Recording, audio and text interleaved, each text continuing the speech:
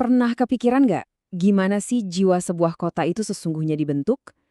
Ini bukan cerita tentang raja, penaklukan, atau perang besar. Bukan. Ini kisah tentang para pendatang. Orang-orang yang datang dengan kapal, membawa seluruh dunia mereka di dalam hati. Ini adalah cerita tentang bagaimana sebuah diaspora nggak cuma menemukan rumah baru, tapi juga ikut membentuk ulang kota itu untuk selamanya. Nah, kali ini kita akan berlayar bareng ke Gresik, sebuah kota pelabuhan yang super sibuk di pesisir utara Jawa. Kenapa ke sana? Karena disinilah jejak diaspora Arab terukir dengan sangat dalam. Kita akan telusuri bersama gimana kedatangan mereka mengubah hampir segalanya, mulai dari cara orang berdagang, keyakinan yang dianut, sampai ke alunan musik yang terdengar di jalan-jalannya. Oke, perjalanan kita ini bakal kita bagi jadi 5 babak. Pertama, kita cari tahu dari mana sih mereka berasal. Kedua, gimana ceritanya iman dan keuntungan bisa jalan beriringan.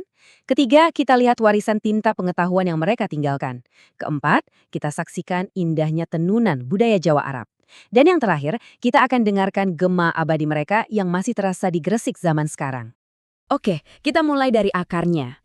Coba bayangin, jauh sebelum ada pelabuhan modern yang kita kenal, kisah ini dimulai dengan sebuah pelayaran yang epik. Sebuah perjalanan dari gurun yang kaya akan sejarah, menyeberangi samudera luas, menuju kepulauan yang menjanjikan sebuah harapan baru. Sebenarnya, jejak pertama mereka itu sudah ada dari abad ke-7 loh, tapi itu baru pedagang-pedagang awal. Ledakan besarnya, gelombang migrasi masifnya, itu terjadi berabad-abad kemudian, antara abad ke-15 sampai ke-19. Dan ini penting, mereka bergerak bukan cuma buat cari untung. Di abad ke-18 dan 19, situasi politik di tanah air mereka jadi makin genting. Migrasi bukan lagi pilihan, tapi jadi satu-satunya jalan untuk selamat.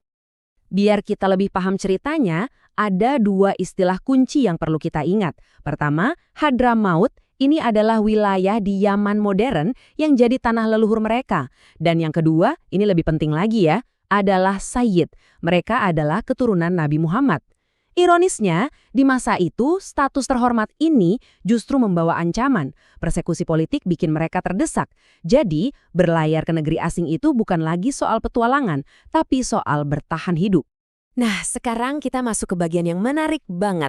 Gimana ceritanya? 2 kekuatan besar, yaitu dorongan untuk mencari nafkah dan kekuatan keyakinan, bisa menyatu, saling berkelindin, dan jadi motor penggerak utama komunitas ini di Gresik.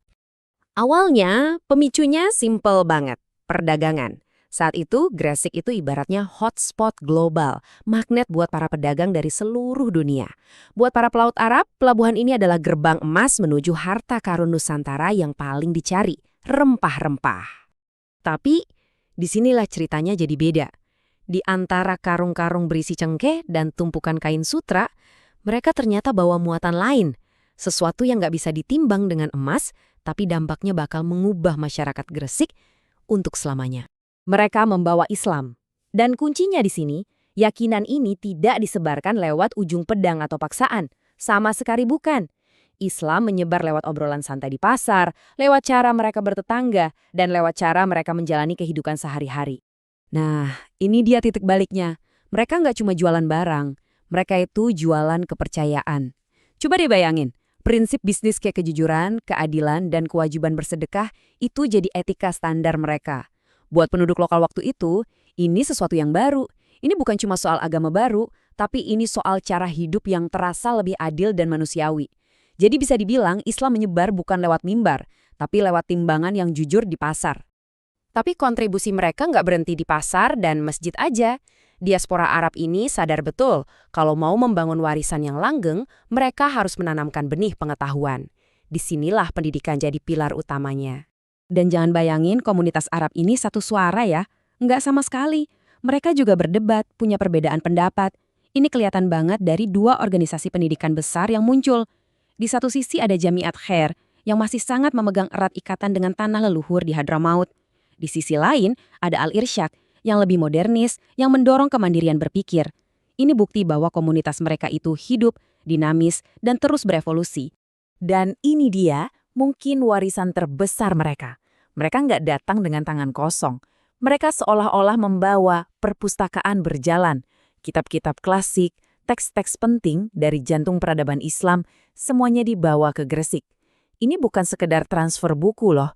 Ini adalah transfer ilmu pengetahuan yang pelan-pelan mengubah Gresik dari sekedar kota pelabuhan dagang menjadi sebuah pusat intelektual yang disegani.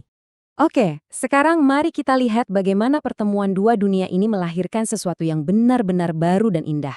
Coba bayangkan sehelai permadani yang memesona, di mana benang-benang dari budaya Jawa dan benang-benang dari budaya Arab ditenun jadi satu, menciptakan pola yang unik, harmonis, dan belum pernah ada sebelumnya. Dan tenunan ini nyata, bisa kita lihat, dengar, dan cicipi. Lihat deh arsitektur Masjid Jami Gresik, Kubahas Timur Penah bisa berpadu serasi dengan elemen arsitektur Jawa. Cicipi nasi kebuli, rempah khas Arab yang menari di lidah lokal. Dengerin deh obrolan orang, di mana kosakata Jawa diperkaya kata-kata Arab.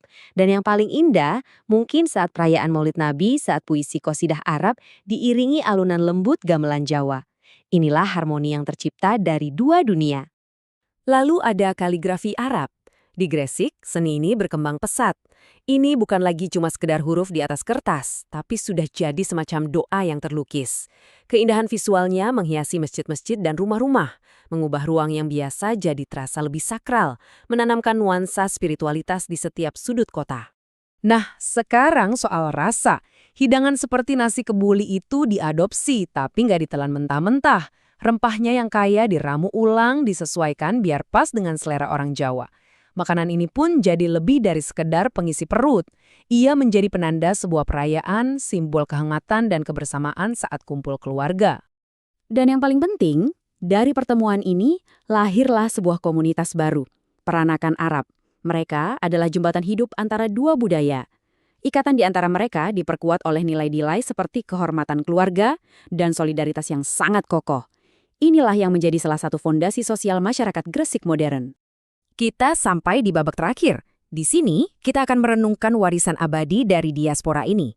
Pengaruh mereka masih bergema sangat kuat di Gresik sampai hari ini. Tapi tentu saja, perjalanan mereka juga tidak lepas dari berbagai tantangan dan perlawanan. Tentu saja, jalan mereka nggak selalu mulus. Kesuksesan ekonomi komunitas Arab ini rupanya bikin pemerintah kolonial Belanda gerah. Mereka dihantam pajak yang tinggi, perdagangan mereka dibatasi. Tapi, komunitas ini punya senjata rahasia, jaringan internasional mereka yang luas, dan solidaritas internal yang nggak tergoyahkan. Jadi mereka nggak cuma bertahan, mereka justru makin berkembang. Kisah Gresik ini mengajarkan kita satu hal penting, bahwa jiwa sebuah tempat itu dibentuk oleh gema-gema sejarah, oleh pertemuan banyak budaya. Nah sekarang, coba deh kita renungkan sejenak. Di lingkungan Anda sendiri, gema sejarah apa yang masih bisa Anda dengar? Kisah siapa yang ikut membentuk jalanan tempat Anda berjalan setiap hari?